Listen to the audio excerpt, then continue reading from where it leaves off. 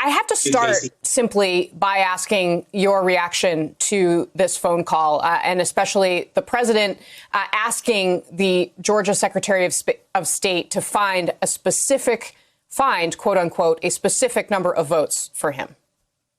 Well, Casey, it shows that the president knows he's lost and that he thinks this is like a real estate negotiation. He can talk the guy into giving him, more votes, but it's not a real estate deal. It's our democracy.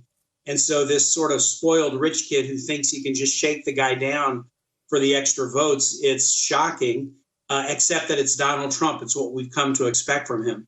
The thing that's really surprising, though, is the number of my Republican colleagues in the Senate and House who are poised to go along with this essential effort to overthrow the people's elected government of the United States. And that I do find surprising and saddening.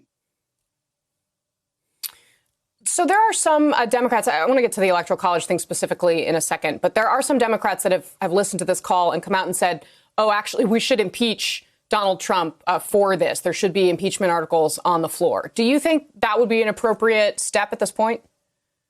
I don't think that's what the focus should be right now. I think the focus should be winning these 2 Georgia Senate seats and then prepping to advance the Biden agenda because he will be president come January 20th.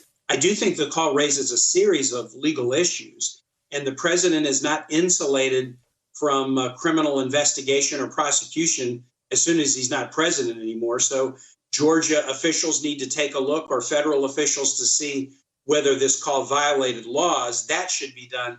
But I think Congress right now should be focusing upon, let's do what we can to win these 2 Senate seats. Then let's do what we can to help Joe Biden finally deliver a compassionate and competent response to COVID that will get both our health and our economy going again after the disastrous Trump mismanagement of this crisis.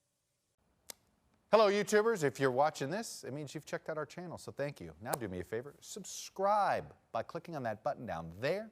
Click on any of the videos to watch the latest interviews and highlights from MTP Daily and MSNBC. You can get more Meet the Press content every morning in the First Read newsletter. If you're tired of content that you don't know anything about where it came from, you don't have to have that problem with us.